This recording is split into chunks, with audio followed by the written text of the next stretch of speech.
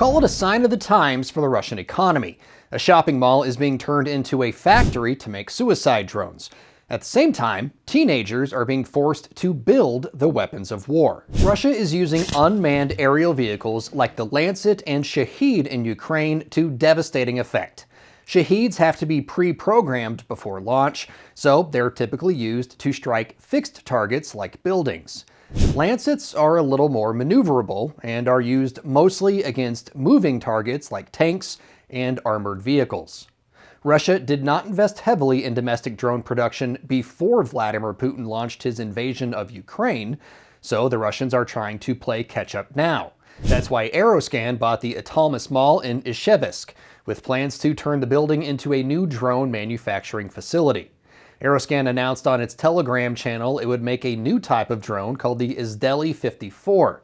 Aeroscan said the Izdeli, or Product 54, is designed to destroy military equipment and manpower at a considerable distance.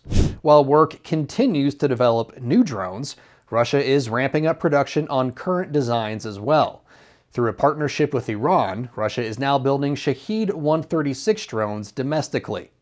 Russia started using the drones, which it calls Garand 2s, in the early days of the war and has not stopped.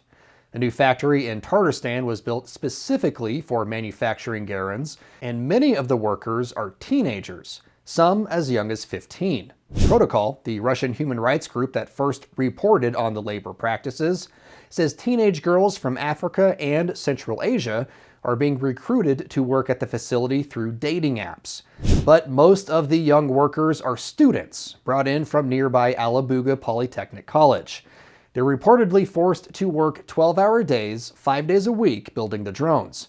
There are also reports of students being shot with paintball guns at close range to, quote, weed out the weaker ones.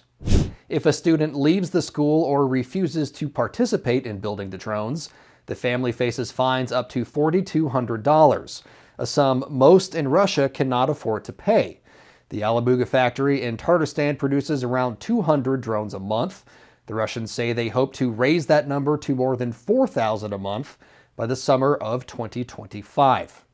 For more unbiased, straight-fact reporting on the war in Ukraine, download the Straight Arrow News app today or check us out at san.com. Thanks for watching. We know that Americans' trust in media is near an all-time low. That is why Straight Arrow News is on a mission to bring you unbiased, fact-based reporting. To make sure that you get the journalism that you trust, like and subscribe to Straight Arrow News below. And to catch all of our content, go to our website, straightarrownews.com.